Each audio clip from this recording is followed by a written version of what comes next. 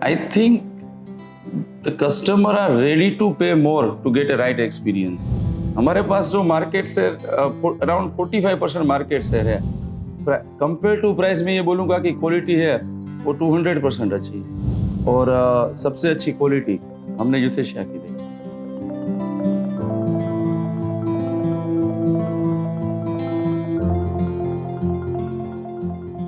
मैं अहमदाबाद में अपनी इंजीनियरिंग कर रहा था, एलडी इंजीनियरिंग कॉलेज में। तभी कुछ काम के लिए मैं वीएस हॉस्पिटल गया, तो तभी सभी जो रेसिडेंट डॉक्टर्स थे ये सभी लोग ये स्क्रू प्लेट्स वगैरह अच्छी तरह से बॉक्स और क्लॉथ में अरेंज कर रहे थे।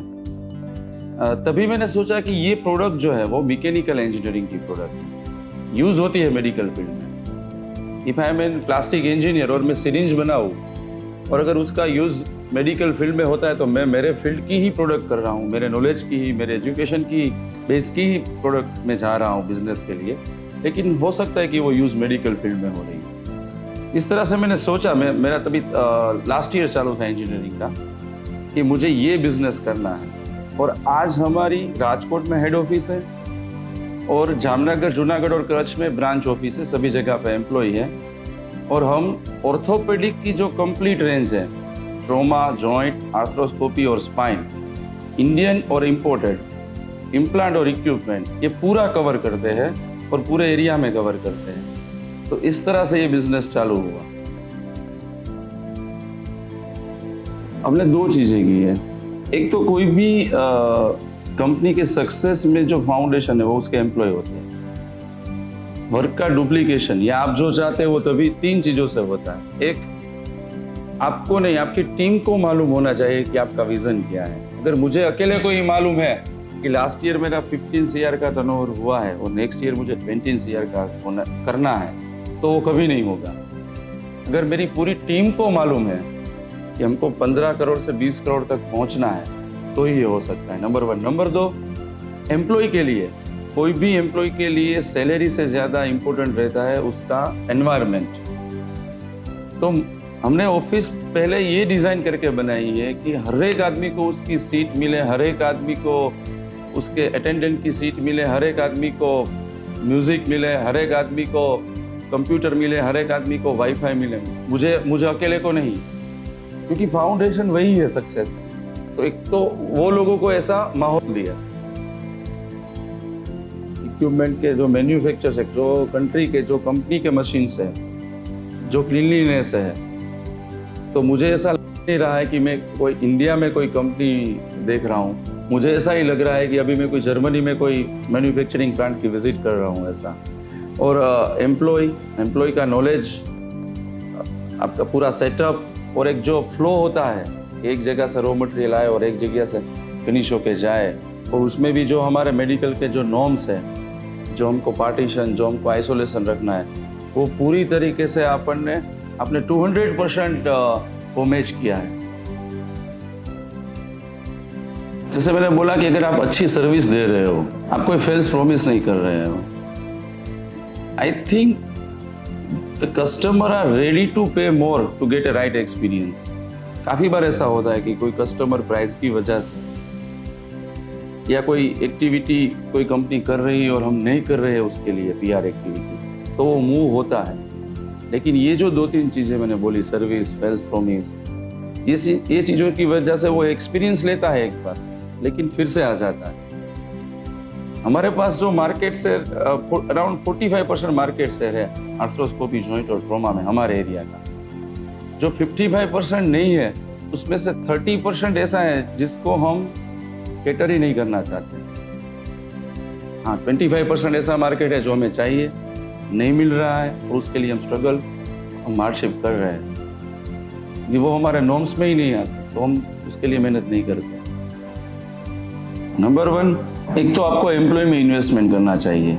नंबर 2, आपको आपके सेक्टर के सभी वर्टिकल को कैटर करना चाहिए। कोई लोग बोलते हैं हम टेंडर में नहीं सप्लाई करते, कोई बोलते हैं माँ कार्ड योजना में नहीं, कोई बोलते हैं कॉर्पोरेट वाले 90 डेज में पेमेंट करते हैं, हम उसको नहीं दे रहे, कोई बोलते हैं ये कस्टमर की डिमांड ज़्यादा होती है, वहाँ लोग बेचने पड़ते, हम नहीं करते। तो हमको हमारे, अगर सचिन तेंदुलकर 2000 CR का ओनर है, वो भी अगर लोन में जंप लगाता है क्योंकि उसके बिजनेस रिलेटेड है, उसके अर्निंग रिलेटेड है, तो हमको तो हमारे बिजनेस का जो कोई रिस्क है वो लेना चाहिए। किसी के पास फाउंड्री है, वो कितना भी बड़ा आदमी हो, वो 1500 डिग्री टेम्परेचर वाले लिक्विड मेटल के पास से एक बार दिन में पास होने ही वाला है, तो हमको हमारे बिजनेस के सभी रिस्क लेने चाहिए। सेकेंडली कि आपको, जैसे मैंने बोला कि एम्प्लॉय में इन्वेस्ट करना चाहिए, और एम्प्लॉय को जो उसकी रिस्पॉन्सिबिलिटी है उसमें एक तो ऑथोरिटी देनी चाहिए और एक्सक्लूसिविटी देनी चाहिए।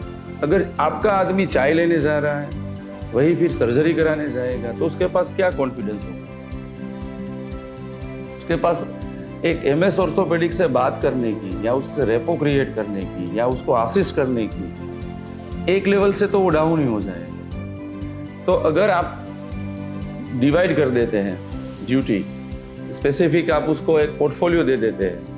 अभी मार्केटिंग वाला बंदा है जो है वो ठीक है, मार्केटिंग और पेमेंट वो उतना ही ले, वही अच्छा है। सर्जरी वाले है वो सर्जरी करे, इक्विपमेंट वाले इक्विपमेंट ही करें। अगर आप उसको सभी चीज़ें दे देंगे तो ये प्रॉब्लम होगा। दूसरा कि अगर आप टाइम जो है आपका, हर एक आदमी की एक लिमिट होती है कि वो 8-10 घंटे से ज़्यादा इफेक्टिवली काम नहीं कर सकता, बराबर है, तो उसमें से आप स्प्लिट कराओ कि ये टाइम आपको आपको अपडेट होना है, नॉलेज लेना है, चाहे आप कैटलॉग में से लो, चाहे सीनियर से लो, चाहे आप इंटरनेट पे से लो।